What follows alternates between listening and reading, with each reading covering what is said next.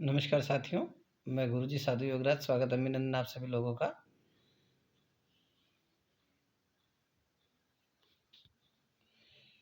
इस वाले वीडियो में आप लोग जानेंगे कि एमपीपीएससी मुख्य परीक्षा जो है उसकी लेखन कला के बारे में और कुछ विशेष चीज़ें। निश्चित रूप से आपको इस वीडियो में बहुत आनंद आएगा। आप पूरा देखें इस वीडियो और इसके बाद मैं आपको इस वीडियो से संबंधित पीडीएफ भी अवेलेबल करा दूंगा। एमपीपीएससी मुख्य परीक्षा में जो आपकी कॉपी का मूल्यांकन होता है, सबसे पहले ये जानना ज़रूरी है कि आपको मार्क्स कैसे मिलते हैं। जब आप ये चीज़ समझ पाएँगे कि आपको मार्क्स कैसे मिल पाते हैं, तो चूँकि आप जैसे शुरू से सिलेबस कंटेंट को करते चलते हैं, तो 2-3 चीज़ें बहुत इम्पोर्टेंट आती है कि भई आप अभी शुरुआत करते हैं, तो शुरुआत किस प्रकार से करनी चाहिए। तो पहले दिन से जब आप इस चीज़ का विशेष रूप से ध्यान रखेंगे कि आपको मुख्य परीक्षा में कैसे तैयार करना है, क्या करना है, तो पहली चीज़ आप एक योजना बनाएँ कि इतने समय के भीतर आपको अपने सिलेबस को बाइंड अप करना है। उस समय में आपको फिर रिवीज़न करना है, उस साथ आपको टेस्ट देने हैं, प्लस आपको क्या-क्या कंटेंट कहाँ से पढ़ना है, तो ये प्रिपरेशन आप सबसे पहले करें। उस प्रिपरेशन के बाद आप सीधा इस बात पे ध्यान रखें कि डिमांड एंड सप्लाई के रूल को ध्यान में रखें। यही एक वो सिद्धांत है जो मुख्य परीक्षा में व्यक्ति को उच्चतम स्कोर दिलाता है।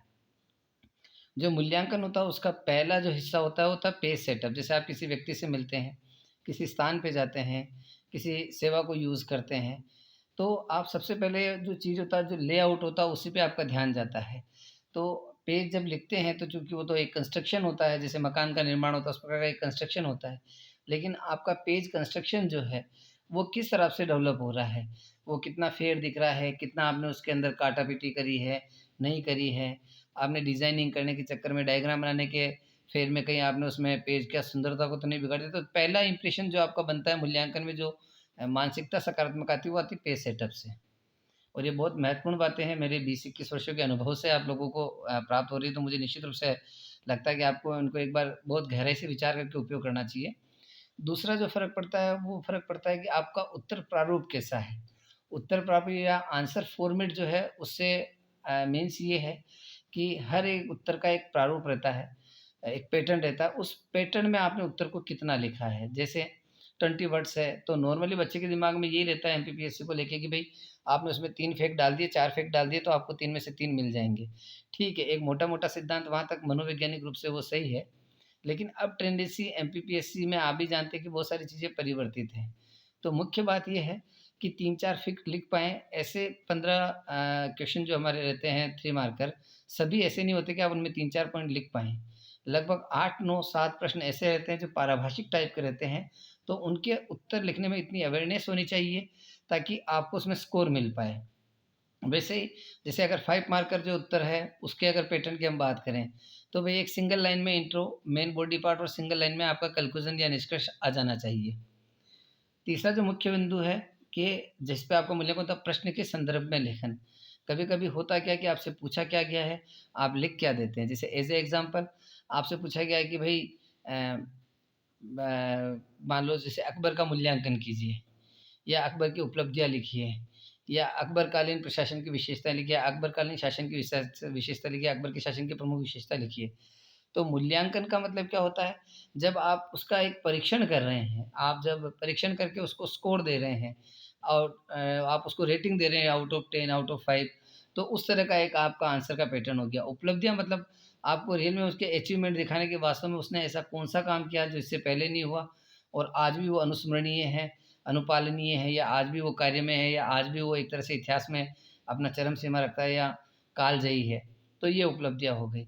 और अगर आपको विशेषताएँ लिखनी है, तो विशेषता का मतलब ये नहीं कि तारीफ़ों के पुल बाँधने हैं आपको, उसके आर्ट वाले रिलेटेड अकबर का जो है उस समय आर्ट में क्या हुआ, वास्तुकला में क्या प्रगति हुई, साहित्य के क्षेत्र में क्या प्रगति हुई, सामाजिक संबंधों में धार्मिक रूप से क्या एवोल्यूशन आया, ठीक है? लोगों में किस प्रकार का डेवलपमेंट हुआ, जन कल्याण के कार्य कितने हुए, पड़ोसी राज्य थे उनके साथ कैसा बिहेव था, तो वो आपका थोड़ा-सा क्या रहेगा कि वो चीज़ इस आंसर में आएगी। अगली चीज़ कि सही शुरुआत, आवश्यक उत्तर भाग, निष्कर्ष। मतलब आपके प्रश्न की जो चा तीनों बिंदु हैं, इन बिंदुओं को आप अच्छे से सुनें आप।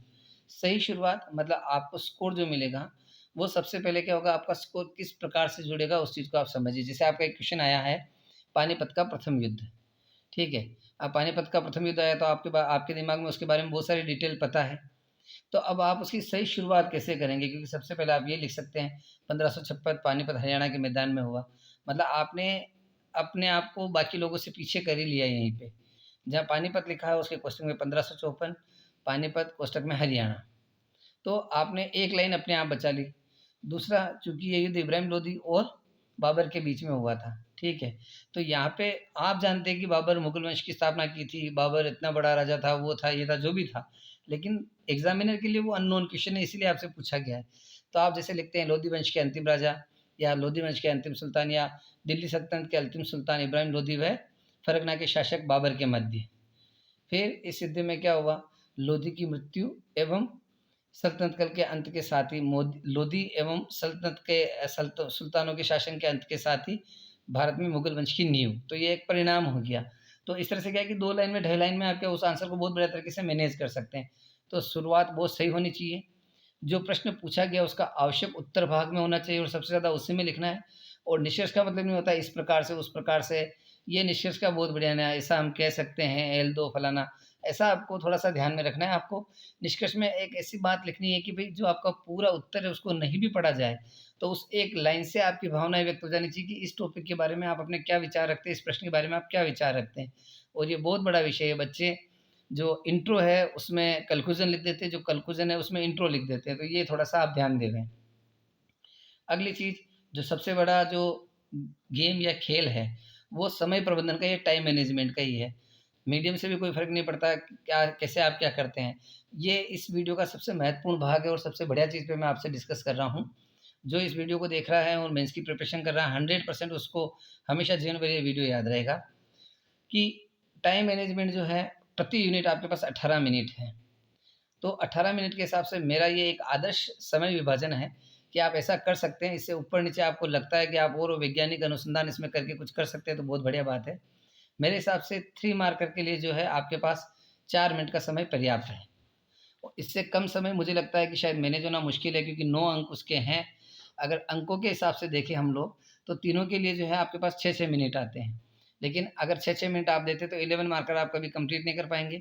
इसलिए 3 मार्कर में 4 मिनट, यहाँ से इसके 2 मिनट जो बचे हैं आपके, वो आप आगे यूज़ करेंगे। 5 मार्कर जो है वो 5 मिनट में, 11 मार्कर है वो 9 मिनट में। मेरे हिसाब से एक आदर्श समय है। अब कैसे, ये आगे आप देखेंगे। 3 मिनट में आपको क्या लिखना है, 3 मार्कर में आपको जो लिखना है वो क्या लिखना है, 2 से 3 मजबूत तथ्य। अब मजबूत तथ्य कैसे हो गए, जब भी आप मुख्य परीक्षा का उत्तर लिखते हैं, तो आप लोग एक बात विशेष ध्यान में रखिए कि आपने संदर्भ बातों का उल्लेख नहीं करना है।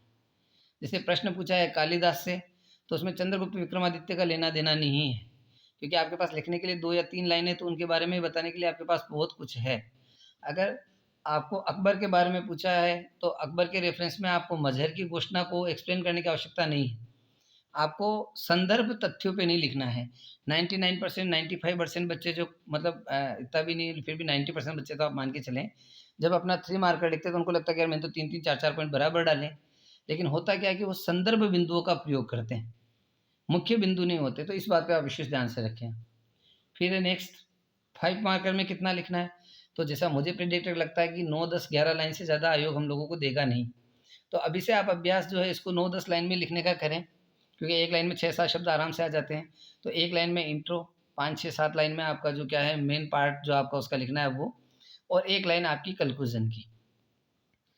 11 मार्कर जो है उसमें आपको क्या लिखना है, तो 11 मार्कर में आपको पूरे 2 पेज जो हैं वो पूरे लिखने हैं। आपको इतने बड़े तरीके से आंसर मैनेज करना है जिसकी हद नहीं है। इसके आगे अभी और हैं, आप देखें। जैसे मैं आपको एक इसमें डेमो आंसर करवाता हूँ, डेमो आंसर आप देखिए थोड़ा-सा।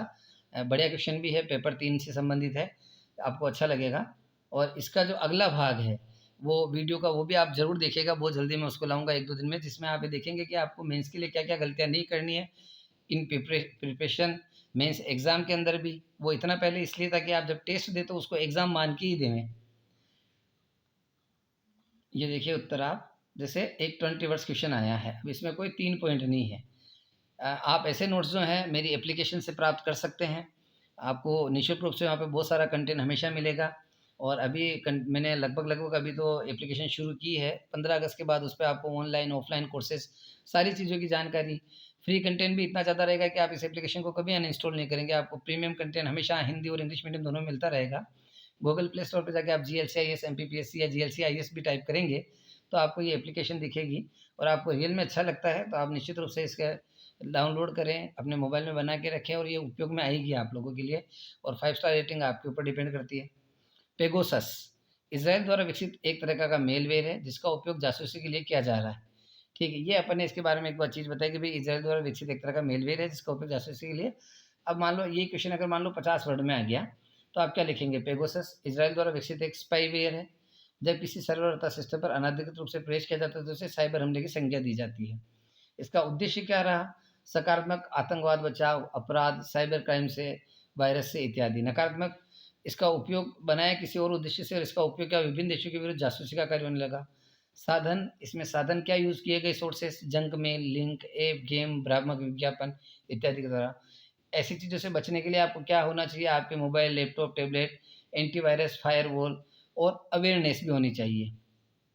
फिर निष्कर्ष में हमने क्या हाल ही में भारत में पेगासस अटैक के मामले में सुर्खियों में रहा है कि भई हाँ, जासूसी को लेकर। तो ये सारी चीज़ें हैं और आप निश्चित रूप से मेरे साथ जुड़े रहें। मैं गुरुजी जीएलसी टॉप 50 आईएएस से स्वागत अभिनंदन सभी लोगों का और एप्लीकेशन डाउनलोड करके आप जब रिव्यू देंगे तो मेरे को निश्चित रूप से उसका एक नोटिफ़िकेशन आता है, तब मुझे लगेगा कि आप मेरे विद्यार्थी हैं और आप मुझे पसंद भी करते हैं। धन्यवाद।